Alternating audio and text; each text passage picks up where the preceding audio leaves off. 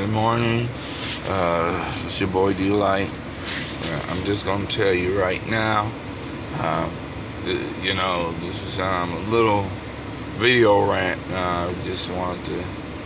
Don't usually do this online, but DMC, they gonna have to get their stuff together. And I'm being nice about it now. They're gonna have to get it. Stop hiring these Karens and these jerks to work for you. Like I said, I miss a lot of my wife's old doctors. They're retired now, but these new doctors that they got up in there and these nurses and stuff, they don't have no kind of bedside mannerism.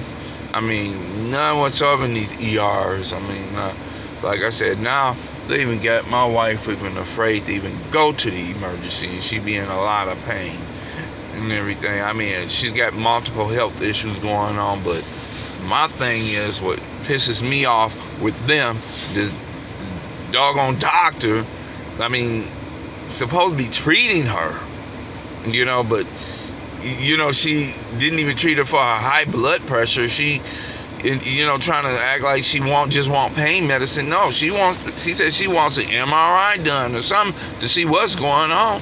But then she, like I said, a Karen. Yeah, there's a Karen that's a doctor. Yeah, there's Karen that's nurses too that was there. But I'm gonna just tell you, Harper Hospital, I would never, ever take my wife back to there again.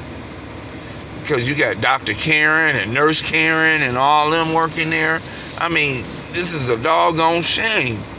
Now she's afraid to even just go to the hospital, because even at receiving, you had Dr. Jerk, working there. And I'm not trying to be mean, and I don't really, call people out their names, but I'm not calling names though, but that's just what they are. They personalities. Because like I said, that nurse I had, he just sent me way off my character.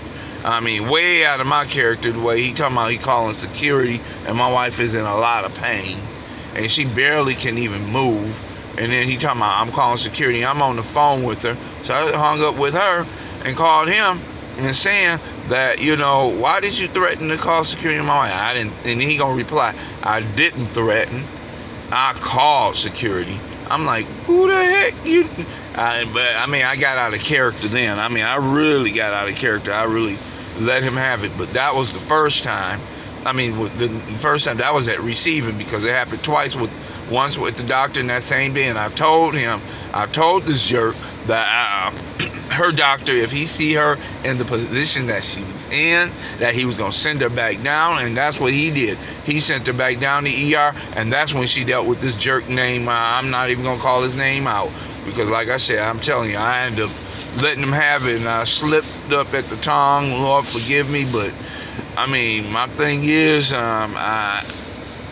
you don't go take me there. But then when I take her to the Harper Hospital another time, because her doctors wanted her to go to the ER, it was this Karen nurse. They just treated her like dirt.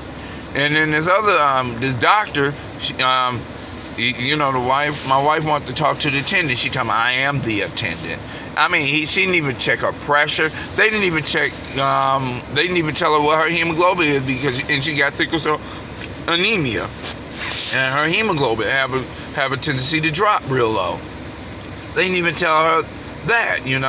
It's just the fact that they showed no care at all, none. And like I said, it's a doggone shame. Like I said, if something happened to my wife, I'm gonna be owning DMC. I'm telling you that right now. I will be owning the hospitals, because if they can't hire the right people, and they can't have people that have bedside mannerisms or whatever, then guess what? They don't need to be working there. Point blank. Nurses and doctors, whoever. I don't give a hoot who it is, because I will call your head on you. I have called the head, and they apologize, but then you still got these people in there. I called on that nurse the last time. I don't know what actions they taken with him or that other nurse, both male nurses, and they better be glad I wasn't in there, that I couldn't be in there because of this corona issue. They're not going to let me back there. because I'm sure would have went ham on them. I'm just gonna be honest, but that was then.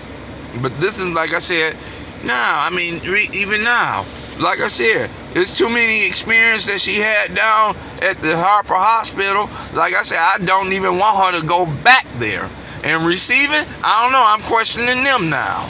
So, like I said, you know what? All her old doctors pretty much are retired now. And the doctors that she have, that, you know, her specialists that she deal with, they cool. I'm cool with them.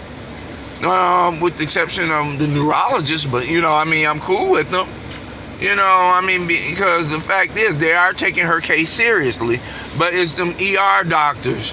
They are like, I mean, they just get her in there and throw her out, and she's in worse condition than what she has been, or what she, you know, leave out. They never used to be that way. Never used to be that way. They had better bedside mannerism than that once upon a time. I mean, I've got into it with doctors and nurses before, and I've called corporate on them before. But like I said, for them to just sit there and just toss her out like that. I remember one time, one doctor talking about she had a seizure right in front of them, and talking about, no, that's not a seizure and all that. I'm saying, who the hell you talking to like that? I said, she's out of it. And then I said, you know what? And he talking about she didn't take her medicine. I said, you read the wrong chart, because she don't take that certain medicine that you call out. She don't take that no more. She's on a new medicine. That was then. A few years ago. I mean, it's like it gets worse each time. Yeah, and then they gonna throw us out. Wait a minute. I said, you know what? This is what I told him when he told me that he, you know, talking about, no, she haven't been taking her medicine, and she don't. That's not a seizure. She's not having a seizure. And I said, she's out of it. She's sitting right there. She don't even hear you, or either know what's going on or whatever. And he talking about, and I said, you know, and then he walks off. And I said, well, and then Nurse Karen, that was there recently, she was there then. I had to report her butt, but my girl Mo, you know, who worked there, who was her supervisor, got up in her butt before. I don't know if Mo's still there or not, but, you know, I'm going to be complaining on them again, but, you know, the thing about it is, he walks off. I said, that's that's grounds for a lawsuit right there. And then she said, is that a threat? I said, no, it's fact. And then she gonna open the door and like practically throw us out. Okay, really? And my wife is sitting in a wheelchair after falling from a seizure, and I'm wheeling her out. I had to take her to another hospital, which was, the St. John's. They ended up having to take care of her. They kept her in there for about a week. But the thing is, they don't have all her records like they did. They've been dealing with her at DMC all her life. The thing about it is, I'm sick and tired of these nurses and these doctors that don't give a damn about their patients, and that they too quick to throw them out. And then my thing is, like I said, if anything was to happen to my wife, guess what? I'm owning the hospital. I will be taking them to court. That's a promise. Because the thing is, we are not dummies. Okay? We are not dummies. The thing about it is, too old to go on, there's too much going on. And like I said, she's gone through too much. She's been through too much in her life for them to even treat her like that. But you know what? Like I said, I would never take her back to Harper. And like I said, I'm questioning receiving now. I mean, you know what? Until they get their stuff together. I mean, my wife don't even want to go to any hospital. They don't want to go. She don't want to go to no hospital because of the fact, the attitudes that's there. So, I mean, I just had to rant. I mean, hey, that's the way I feel. You know what? Like I said, these hospitals got to stop hiring these Karens and these jerks, you know, for staff, and get somebody that really care. Get somebody that really, really, really care about the patients.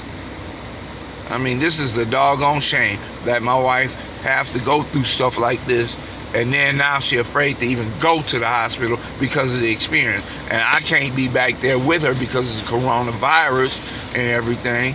Because if I was back there with her, they sure in the hell wouldn't have did that. I'm sorry, they wouldn't have. They wouldn't have, because I would have put them in check quick. I'm famous for it. But, with that being said, I'm done. I'm done. Thanks for listening, but hey, keep praying for us, because it's just ridiculous. It's frustrating. They don't realize what's taking the toll on her. It takes a toll on me. It takes a toll on our family. It takes a toll on the kids. It's just, we got to realize, they got to realize it just don't affect her. I mean, it's affecting her, but what's affecting her is affecting me. Okay? It's affecting me to the point where I'm seeing my wife have to suffer and then they don't want to take the proper care. Then guess what? Yes, I'm going to say something.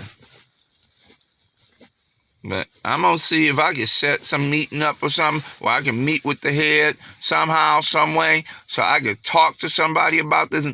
Me and her both, where we could talk to somebody. If we have to Zoom in on a meeting with them or something, something's going to have to be done. Something's going to have to be done. Like I said, if something happens to her, guess what? I'm owning the hospital. That's all that's to it. Point blank.